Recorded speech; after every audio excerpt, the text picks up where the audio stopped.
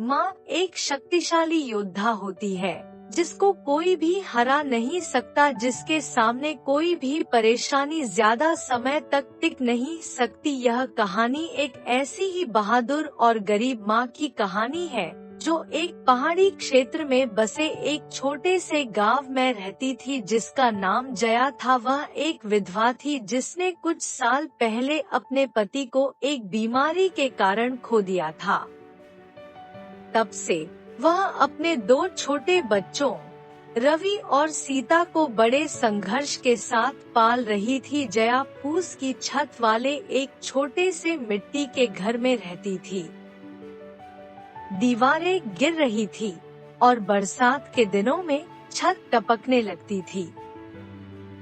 उसके पास कोई स्थिर आय नहीं थी और उसे जीवनयापन करने के लिए अनेक कामों पर निर्भर रहना पड़ता था।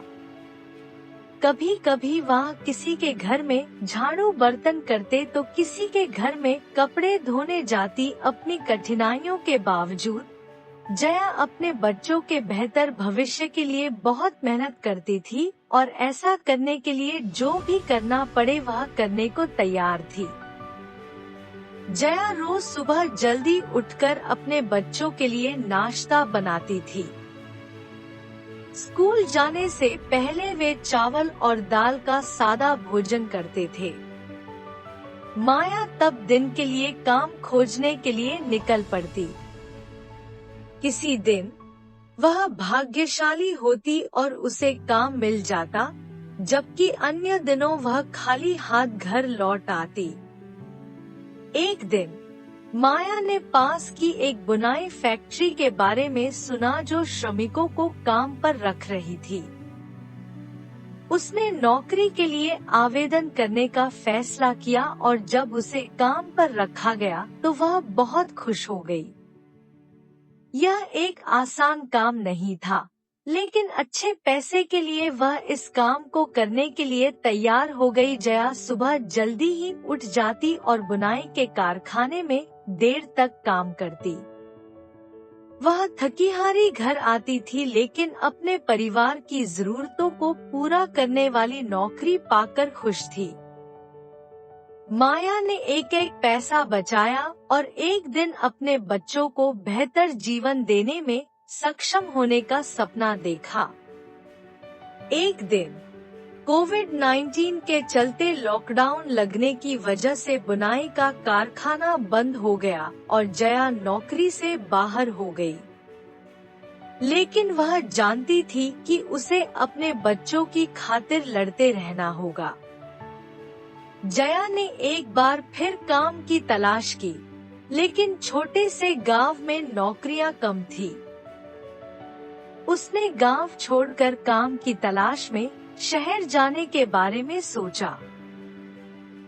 यह एक कठिन निर्णय था। जया के पास जो कुछ भी थोड़ा बहुत सामान था वह उसको बेचकर अपने बच्चों के साथ शहर की तरफ रवाना हो गई। जब वह शहर पहुंची तो शहर की भीड़ भाड़ चकाचौंध देखकर वह बहुत घबरा गई, क्योंकि वह गांव में रहने वाली एक सीधी महिला थी। उसने कभी भी शहर नहीं देखा था। जया और उसके बच्चों को एक भीड़ भाड़ वाली झुग्गी झोपड़ी में एक छोटा सा कमरा किराए पर मिल गया। कमरा छोटा था, जिसमें कोई खिड़कियां नहीं थी, बस एक छोटा सा दरवाजा लगा था। जया बाहर काम की तलाश में निकली, लेकिन यह उसकी सोच से कहीं अधिक कठिन काम था। जया के पास कोई कौशल या योग्यता नहीं थी और उसे काम खोजने के लिए संघर्ष करना पड़ा। दिन हफ्तों में बदल गए और हफ्ते महीनों में बदल गए। जया और उसके बच्चे गरीबी में जी रहे थे और उनकी स्थिति दिन ब दिन बिगड़ती जा रही थी। उनके पास खाना खरीदने के लिए मुश्किल से पैसे थे और जया इस बात को लेकर चिंतित थी कि वह अपने बच्चों को स्कूल भेजने और खाने का खर्च कैसे उठा पाएगी।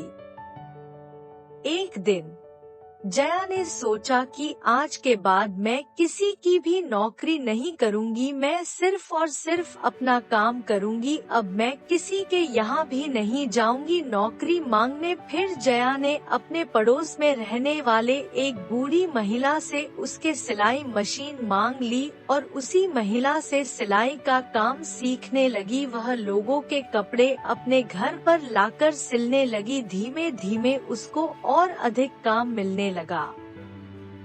वह कम रेट पर और बहुत मेहनत से अच्छी सिलाई करके देने लगी, जिससे लोगों का भरोसा बढ़ने लगा और लोगों ने उसको बहुत अधिक काम दिया। धीरे धीरे उसने एक मशीन से कई मशीन खरीद ली। अब उसकी आमदनी अच्छी होने लगी थी। फिर जया ने अपने बच्चों का एडमिशन अच्छे स्कूल में करवा दिया। धीमे धीमे उसने अपने खुद का मकान खरीद लिया और सिलाई के स्टोर डालने शुरू कर दिए।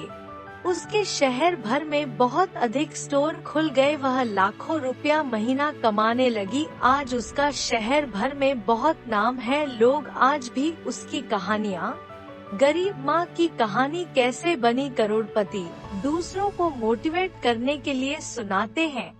इसीलिए दोस्तों कहा जाता है, काम कोई भी छोटा नहीं होता है। इसीलिए जिंदगी में कभी भी हार नहीं माननी चाहिए, क्योंकि किस्मत कभी भी पलट सकती है। आज बुरा है तो कल अच्छा आएगा, समय ही है बदल जाएगा।